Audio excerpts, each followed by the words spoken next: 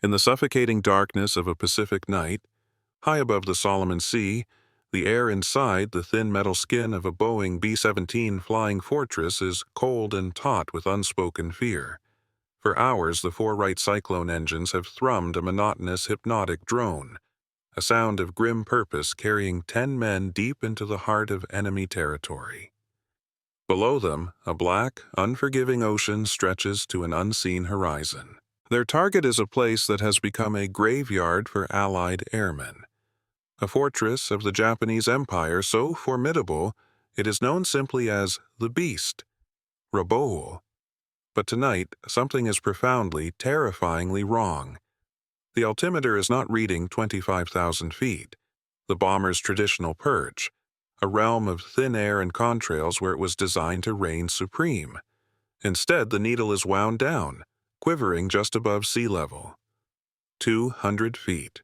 100. 50. The bomber is no longer a creature of the stratosphere. It has become a phantom of the waves. The crew can feel the humid, salt-laced air. They can almost taste the sea spray kicked up by their own churning propellers. Inside the Japanese-held harbor of Rabaul, the crews of anchored merchant ships and warships feel a deceptive sense of security. The night is quiet, the skies patrolled by searchlights probing the high altitudes, searching for the familiar silver glint of high-flying enemies. They are looking up, always up. They never think to look at the horizon. And then a sound. Not the distant hum of a bomber formation, but a monstrous guttural roar that seems to come from the water itself. A shadow, impossibly large and moving at over 200 miles per hour, detaches itself from the darkness.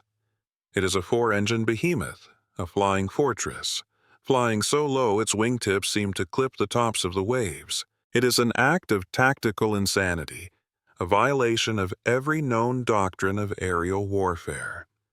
Before the stunned anti-aircraft gunners can even traverse their weapons, a dark shape releases from the bomber's belly, hits the water, and skips across the surface like a flat stone thrown by a giant. It slams into the steel hull of a freighter with a sickening clang, and then there is silence for 4 agonizing seconds. Then the world erupts. A column of water and fire blasts upwards as the delayed action fuse detonates beneath the waterline, ripping the ship's hull open as if it were made of paper. The age of high-altitude precision bombing in the Pacific has just died. A new, brutal form of warfare has just been born. This is not the story of the B-17 you think you know. It is not the tale of thousand-plane raids over Germany, of heroic dogfights in the skies above Europe. This is the story of how an aircraft, a doctrine, and an entire theater of war were turned upside down by one undeniable, catastrophic failure. It is the story of how, in the darkest days of the Pacific War, the American 5th Air Force, facing total defeat and armed with a tool that was utterly failing at its job, was forced to innovate or die. They took their most celebrated high-altitude bomber and turned it into a low-level maritime assassin, inventing a technique so audacious and so deadly that it would systematically sever the lifelines of the Japanese Empire. Our thesis is this: the desperate, almost suicidal development of skip bombing was not merely a new tactic. It was a strategic domino, a battlefield adaptation born of pure necessity that fundamentally altered the balance of naval power, crippling Japan's ability to supply its island fortresses and setting in motion a chain reaction of defeat that would ultimately lead to its unconditional surrender. This is the story of how failure became the father of victory. In the collective memory of the Second World War, the Boeing B-17 Flying Fortress occupies a hallowed space. It is an icon of American industrial might and aerial supremacy, a symbol of righteous power delivered from the heavens. The mythos surrounding it is one of high-altitude daylight precision bombing, of vast silver armadas weathering storms of flak and fighter attacks to deliver their payloads with supposed surgical accuracy upon the industrial heart of Nazi Germany. This was the doctrine hammered out in the classrooms of the Air Corps Tactical School at Maxwell Field, Alabama, a deeply held belief that unescorted heavy bombers, flying in tight, self-defending formations, could win a war on their own. They were conceived as strategic weapons, instruments of grand strategy designed to cripple an enemy's capacity to wage war from 30,000 feet. This was the myth. But in the sweltering, unforgiving expanse of the Southwest Pacific in 1942, this myth was colliding with a brutal and deadly reality. The first 8 months of 1942 were a litany of disasters for the Allies in the Pacific. Following the stunning blow at Pearl Harbor, the Empire of Japan had moved with terrifying speed and efficiency. The Philippines had fallen, sending General Douglas MacArthur on a humiliating retreat to Australia.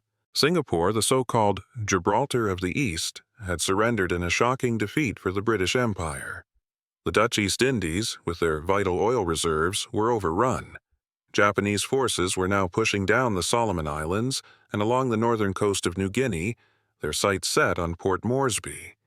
If Port Moresby fell, the Australian mainland itself would be directly threatened, and the Allied position in the entire theater could collapse. It was a period of relentless retreat, of makeshift airfields carved from jungle, of rampant tropical disease, and of a gnawing, pervasive sense of being on the losing side of the war, forgotten by a leadership that had prioritized a Germany-first strategy.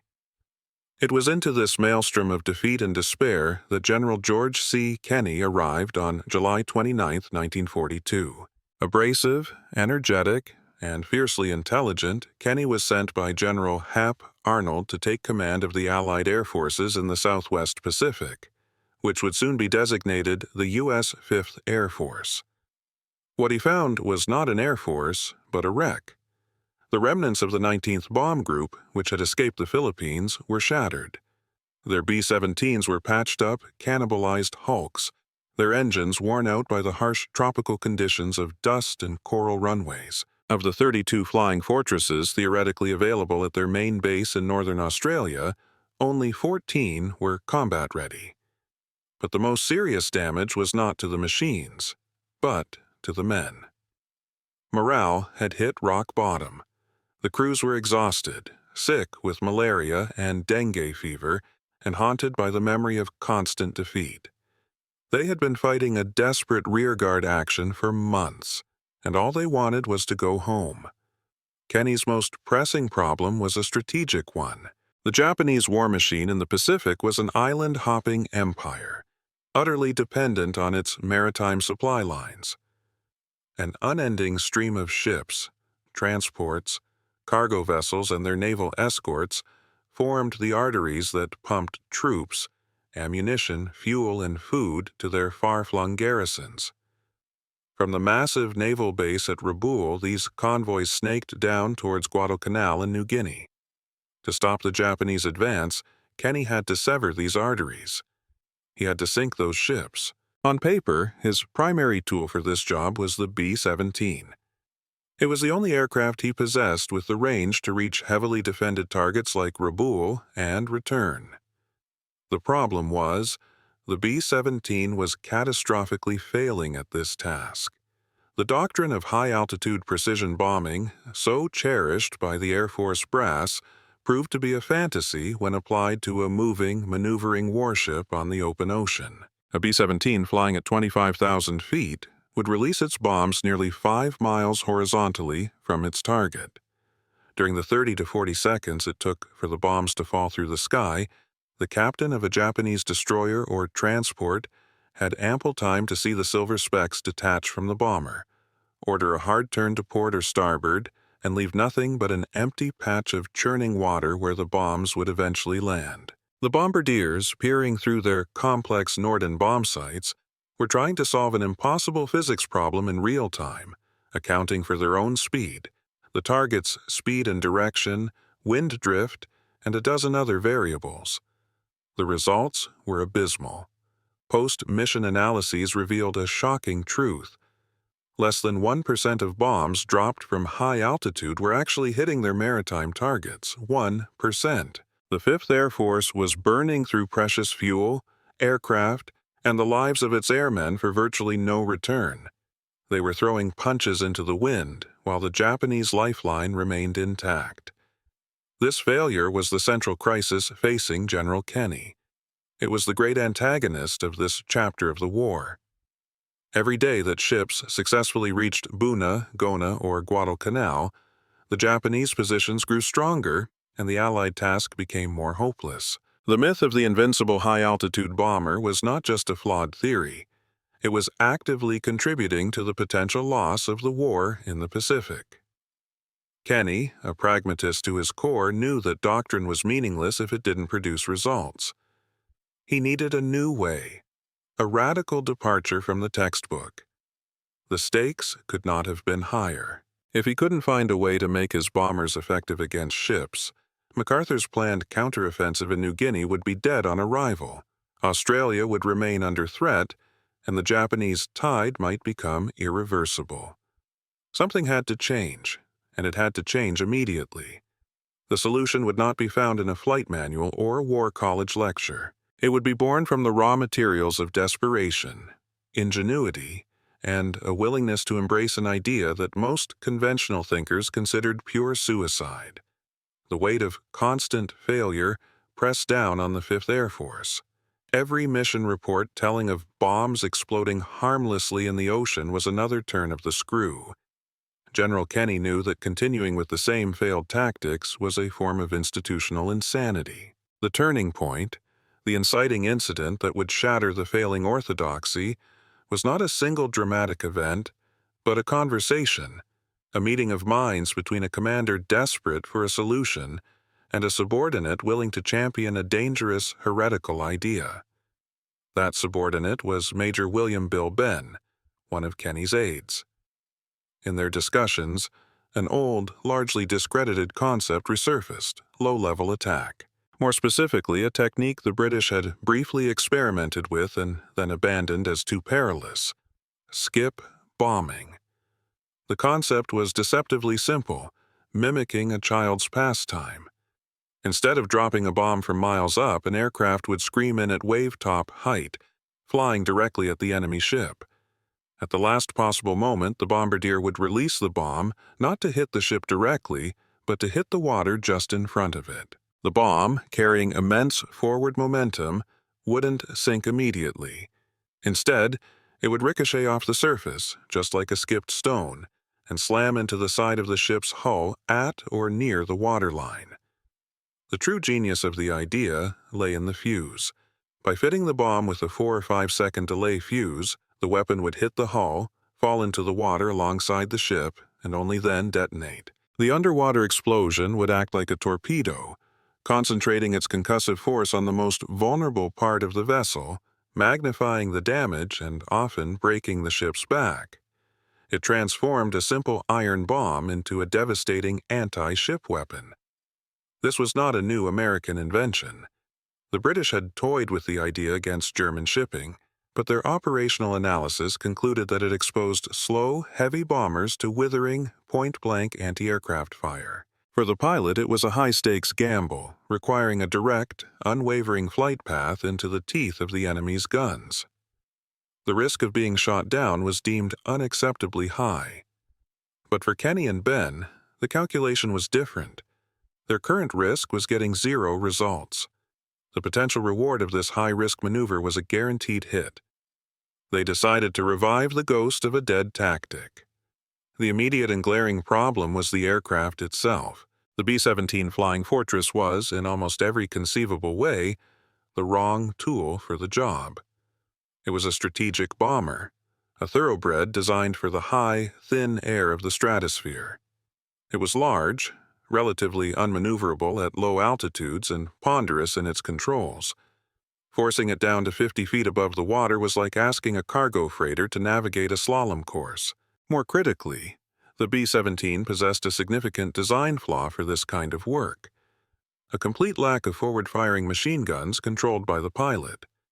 When making a head-on attack run, the pilot was a passenger, unable to fire a single bullet to suppress the hail of tracer fire that would inevitably be coming his way.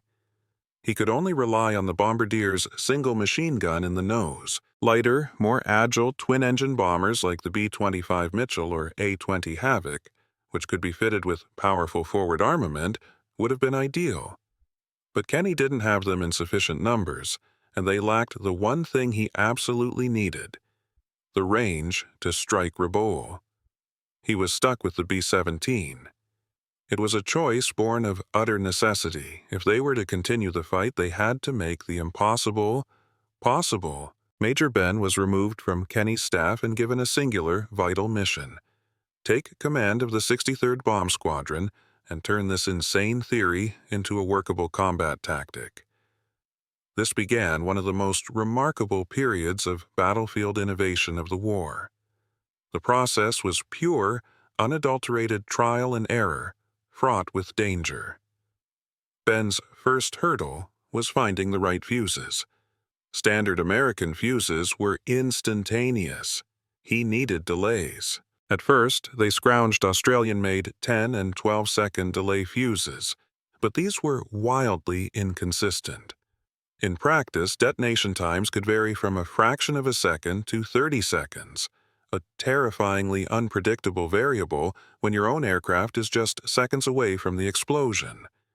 The crews began the painstaking, greasy work of modifying the fuses themselves, a delicate piece of field engineering that could have easily ended in disaster. Then came the flying. For a practice target, they used the wreck of the SS Pruth, a freighter that had run aground on a reef near Port Moresby. The pilots of the 63rd Squadron, men accustomed to the detached, almost clinical experience of high-altitude flight, now had to relearn how to fly. They pushed their four-engine giants down to the deck, roaring over the waves at 220 miles per hour. The psychological shift was immense. They were no longer remote observers. They were knife fighters. They learned to judge altitude by eye, to feel the compression of the air between their wings and the water. They experimented with release points, discovering that dropping the bomb from between 60 and 100 feet, about 200 to 300 feet from the target, gave the optimal skip. The dangers were profound. A slight miscalculation could send the 30-ton aircraft cartwheeling into the sea. And then there were the bombs themselves.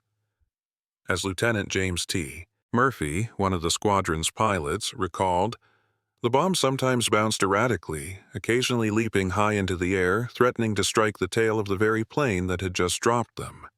Every practice run was a dance with death, a meticulous process of refining angles, speeds, and altitudes until a fragile sense of predictability was achieved. They discovered the best approach was to search for targets from a higher altitude of around 2,000 feet, and only once a ship was sighted to dive to the deck for the final, terrifying run. This minimized their exposure time at the vulnerable low altitude. Through endless repetition over the rusting hulk of the Pruth, they honed their craft, turning a suicidal gamble into a calculated, if still incredibly dangerous, science. This period of intense, self-directed training, far from the eyes of the doctrinal purists back in the United States, was the crucible in which the tide of the Pacific Air War would be turned. The weeks of perilous practice over the wreck of the SS Pruth had forged a new weapon. The men of the 63rd Bomb Squadron were no longer just bomber pilots. They were specialists in a new and deadly art form. By October 1942, General Kenny felt they were ready. The first true test would be against the most formidable target imaginable, the hornet's nest of Rabaul. The night of October 22nd was chosen for the first operational skip bombing mission in American history. The plan was a masterful piece of tactical deception, designed to play on Japanese expectations. The first domino was about to be pushed. A forensic breakdown of that night reveals a symphony of calculated risk. The mission involved two elements. First, 6 B-17s from the 64th Bomb Squadron took off from Port Moresby, tasked with a conventional high-altitude raid. They would arrive over Rabaul's Simpson Harbor at 10,000 feet. Their job was to be the bait. As expected, when they appeared, the Japanese defenses roared to life. Searchlight beams stabbed into the night sky, crisscrossing in their hunt for the bombers. The thunder of anti-aircraft guns echoed across the bay. The entire defense network of Rabaul was looking up, their attention completely fixated on the threat from above. This was precisely the diversion Kenny and Ben had planned. While the sky was filled with noise and light, a second wave of 6 B-17s from Ben's own 63rd Squadron was making a very different approach. They came in from the sea, low and fast, their engines throttled back to a deep rumble, their dark-painted fuselages blending with the black water below. They were ghosts, slipping under the umbrella of flak and the glare of the searchlights. The Japanese defenders were completely blind to the true danger. The twist, the shocking revelation for the Japanese, was that their greatest threat was not miles above them, but mere feet from the surface of their own harbor. Captain Franklin T. Green led the charge. His experience embodied the devastating effectiveness of the new tactic. Even before reaching the main harbor, he spotted a Japanese light cruiser and a 5,000-ton cargo ship in the outer bay. He lined up his B-17, the culmination of all those practice runs now put to the ultimate test. The run was fast, brutal, and terrifyingly intimate.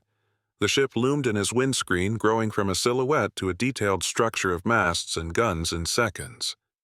He held his nerve as the bombardier released the bombs. They skipped perfectly, striking the targets. He then roared into the heavily protected Simpson Harbor itself, dodging between anchored vessels, and skip-bombed a massive 15,000-ton cargo ship twice. As he pulled away, banking hard over the volcanic hills surrounding the bay, he saw the fruits of his work. The cruiser was on fire and listing heavily, its bow slipping beneath the waves while both cargo ships were engulfed in flames and sinking. In the space of a few minutes, one pilot had single-handedly delivered more destructive, accurate tonnage on enemy shipping than entire squadrons had in the preceding months. The rest of the 63rd followed suit. Captain Carl Houston found a 10,000-ton cargo ship and left it a burning wreck. Captain Ken McCullough, flying the soon-to-be-famous B-17 named Blackjack, skipped 2 bombs squarely into the side of a warship.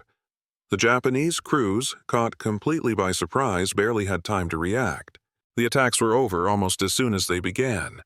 The 63rd Squadron vanished back into the darkness, leaving behind a harbor filled with fire, smoke, and sinking steel. The first domino had fallen, and its sound was the explosion of Japanese ships. The ripple effect was immediate and profound. The first and most critical impact was on morale. The news of the jackpot night spread like wildfire through the 5th Air Force. For the first time, the exhausted crews had a taste of overwhelming success. They had found a chink in the enemy's armor, a way to fight back and win. The psychological boost was immeasurable. This single mission validated their dangerous training and gave them a renewed sense of purpose. The second domino was strategic. General MacArthur now possessed a viable and potent weapon to attack the Japanese maritime lifeline. The abstract strategic goal of interdicting enemy supply lines was now a concrete, achievable mission. Kenny could now confidently target Japanese convoys, knowing his bombers had a genuine chance of sinking them. This new capability would directly enable MacArthur's grueling island-by-island campaign along the coast of New Guinea. The third domino fell on the Japanese side. The Rabaul raid sent a shockwave through the Imperial Japanese Navy and Army Command. Their supposedly impregnable forward base had been penetrated and savaged by a method they had never anticipated. Heavy bombers were not supposed to behave this way. They were forced to reevaluate their entire air defense posture, not just at Rabaul, but at every major port they held. They had no effective night fighters at this stage of the war, a critical vulnerability that the 63rd Squadron had ruthlessly exploited. The Americans now owned the night. The success was repeated. On October 25th, they hit Rabaul again. On November 12th, they struck Tonelay Harbor on Bougainville Island. Here, Lieutenant Murphy, piloting his B-17 Pluto, sank a 10,000-ton transport in a textbook skip bombing run. The next night he returned, and despite taking a direct hit from an anti-aircraft shell that knocked out an engine and tore a 2-foot hole in the nose of his plane, he successfully bombed another ship before wresting his crippled fortress back to base. These missions built a legend around both the tactic and the incredible durability of the B-17, which, despite being the wrong plane for the job, was proving tough enough to survive it. Later that month, Captain McCullough in Blackjack led an attack on a convoy of Japanese destroyers attempting to reinforce Buna.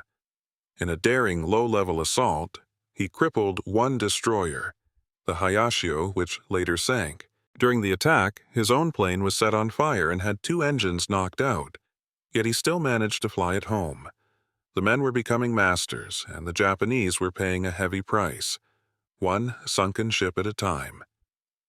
The initial tremor of that first raid was becoming a sustained earthquake, shaking the very foundations of Japan's Pacific Empire. The daring night raids of late 1942 were more than just successful missions. They were a proof of concept. The B-17, the lumbering giant, had demonstrated the devastating potential of low-level skip bombing. But in doing so, it also highlighted its own limitations. The lack of forward-firing armament was a critical vulnerability, a handicap that had been overcome by surprise, darkness, and sheer audacity. General Kenny, ever the pragmatist, saw the B-17's success not as an end state but as a stepping stone. He now knew the tactic worked. The next logical step, the next domino to fall, was to pair this revolutionary tactic with the right machine. This is where another legendary figure of the 5th Air Force enters the story, Colonel Paul "Pappy" Gunn. A mechanical genius and a master of field modification, Gunn was tasked with transforming the nimbler, twin-engine B-25 Mitchell bomber into the ultimate low-level ship killer. Working with what he had, Gunn performed radical surgery on the B-25s of the 3rd Bomb Group. He ripped out the bombardier's station in the nose and packed the space with .450 caliber machine guns. He added more guns in blisters on the sides of the fuselage, creating a formidable strafing platform that could unleash a torrent of fire directly controlled by the pilot. With 8 to 10 forward-firing guns, the B-25 could now approach a target, suppress its anti-aircraft crews with overwhelming firepower, and then deliver its skip bombs with pinpoint accuracy. The B-17 had been the test bed. The modified B-25 was the perfected weapon. The terrifying culmination of this tactical evolution came in early March 1943, in the Battle of the Bismarck Sea. Japanese intelligence, underestimating the Allies' new capabilities, dispatched a major convoy from Rabaul. It consisted of 8 destroyers and 8 transports, carrying nearly 7,000 troops of the 51st Division, desperately needed to reinforce their positions in New Guinea. It was a gamble to bolster their flagging campaign, and it sailed directly into a perfectly laid trap. On March 2nd and 3rd, Allied air power, a combined force of American and Australian aircraft, fell upon the convoy. It was a showcase of the new doctrine. The battle began with the pioneers. B-17s from the 43rd Bomb Group, including veterans like Lieutenant Murphy, who executed skip bombing runs that broke the convoy's formation and sank its first ships. But the main event was the arrival of Pappy Gunn's modified B-25s. They came in at treetop level, their guns blazing, sweeping the decks of the transports and destroyers with withering fire. They were winged tigers, as one historian described them. Following their strafing runs, they delivered their skip bombs with chilling precision. Ship after ship exploded, caught fire, and sank. The Japanese convoy was not just defeated, it was annihilated. All 8 transports and 4 of the escorting destroyers were sent to the bottom of the sea. Nearly 3,000 Japanese soldiers perished, drowned, or killed in the attacks before they ever set foot in New Guinea. The Allies lost only a handful of aircraft. The Battle of the Bismarck Sea was a catastrophe from which the Japanese in New Guinea would never recover. It was the full, brutal flowering of the seed planted in those desperate practice runs on the SS Pruth. This was the long-term consequence, the ultimate legacy of the B-17 skip bombers. Their initial, risky experiments had set in motion a chain reaction that led directly to this strategic victory. The strangulation of the Japanese war machine had begun in earnest. The ability to effectively destroy Japanese shipping became the cornerstone of the entire Allied island-hopping strategy. By systematically cutting off Japanese garrisons from reinforcement and resupply, the Allies could isolate and neutralize them, often without the need for a bloody frontal assault. The sea lanes that were once Japan's arteries of empire had become its graveyards. The tactic, born from the B-17's failure at high altitude, became a primary instrument of victory in the Pacific. The universal lesson embedded in this story is one of adaptation in the face of failure. It is a powerful testament to the idea that established doctrine is only valuable until it stops working. When theory collides with the harsh reality of combat, it is the side that can innovate, improvise, and adapt that will prevail. The story of skip bombing is a direct rebuke to rigid, top-down thinking. It was a bottom-up revolution, driven by a commander who trusted his men, and by air crews who were willing to risk everything to find a solution. Its legacy echoes in modern warfare, in the development of sea-skimming anti-ship missiles, and the emphasis on low-level penetration tactics. The spirit of Papillon's field modifications lives on in every soldier who finds a clever, unorthodox way to make their equipment more effective on the battlefield. As the war progressed, the B-17 was gradually phased out of the Pacific. Longer-range B-24 Liberators took over many of its duties, and the B-25s became the undisputed kings of low-level attack. By the end of 1943, the Flying Fortress was gone from the theater where it had been so brutally reinvented. Its pioneers, the men who had forged the weapon, met different fates. Major Bill Benn, the man tasked with turning theory into reality, and Major Ken McCullough, the pilot who had perfected its use in combat, both disappeared during a reconnaissance mission in a B-25 in January 1943. They did not live to see the Battle of the Bismarck Sea, the ultimate validation of their work. They are a poignant reminder that the architects of victory often do not survive to witness the peace they helped build. The final image, then, is not of the gleaming B-17s in tight formation over Europe, but of a lone, battered fortress limping home in the pre-dawn darkness over the Pacific. A testament not to a perfect machine or an infallible doctrine, but to the unyielding power of human ingenuity and courage when faced with the abyss of defeat. They were asked to do the impossible with the wrong tool for the job, and by succeeding, they didn't just sink ships. They sank the myth of their own inferiority and, in doing so, changed the course of the war.